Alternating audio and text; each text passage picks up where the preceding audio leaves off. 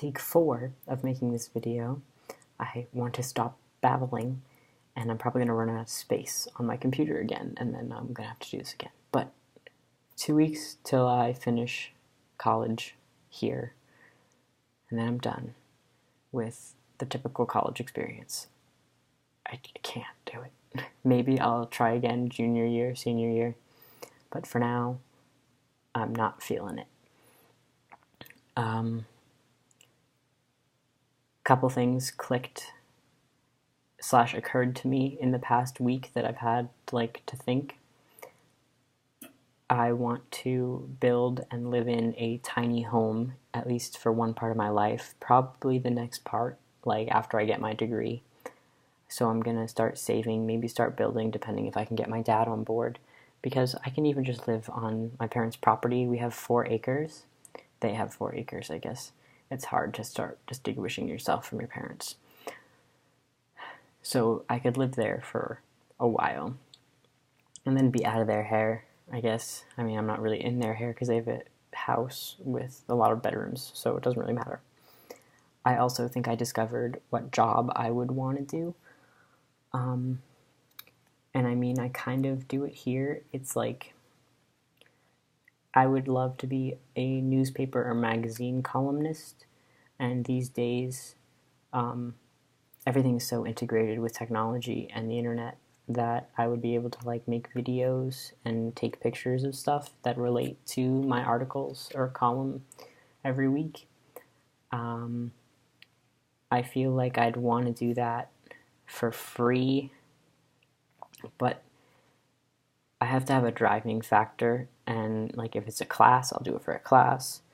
But it's your dream job. Sometimes you want to do it for free, but sometimes you don't. And I feel like that would be something I would love to get paid for, so I could make a living doing something that I like. And also, I'd love to write a book. And so often, writers who do columns and stuff also have books and stuff like that. So I think that's something I could do. So I'm going to start researching how to get into that field. It's funny because it's Rory from Gilmore Girls. She's more of a reporter. I'd be a columnist,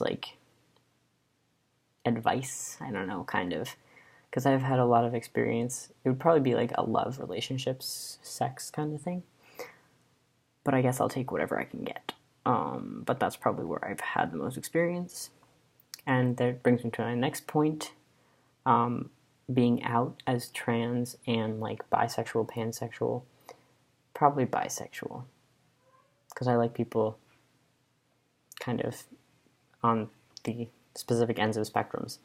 But being out is just so much easier for me. I don't have to watch what I say. I don't have to feel bad about it. I mean, it just makes sense to me. So I've also come to realize that sex, for me, is just sex. Sex with guys is just sex. I had another encounter recently. And when I sleep with a guy, it's not there aren't really emotions attached to it. It's just the physical act. It's like porn on steroids. I don't know. And so there's not kissing. There's not any cuddling or anything. It's just cut and dry. And I like it and all, and I guess I like it, but with a girl, it's just so much more.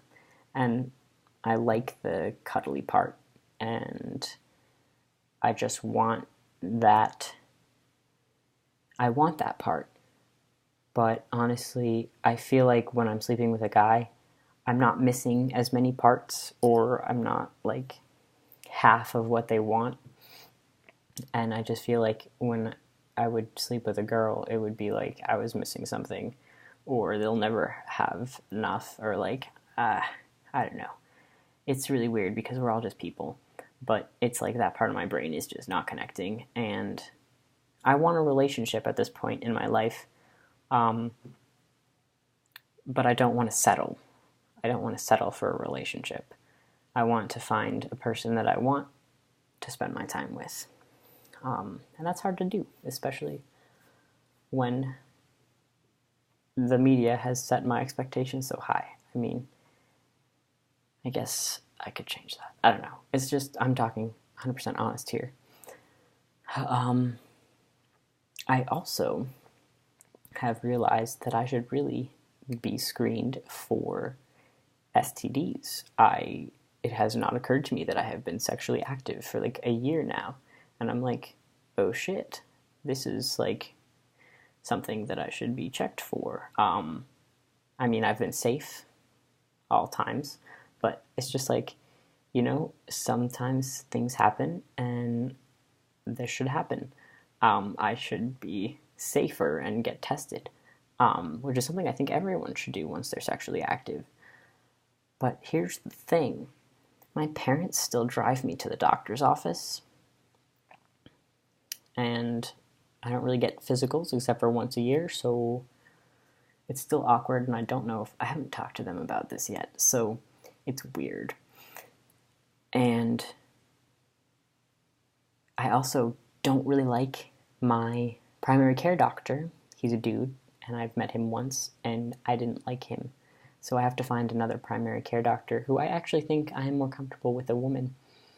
And I have to make sure that she's comfortable with me. I really wish that my pediatrician was still my doctor, but I changed it. So I have to find another one.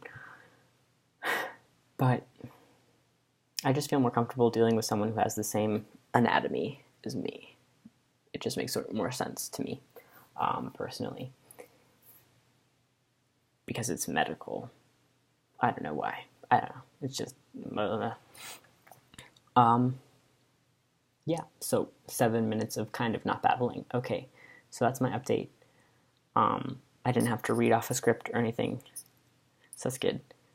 And here's my Novembeard. 1 month not shaving. I'm just gonna get rid of the stash, but I'm gonna keep growing everything else. Okay, bye.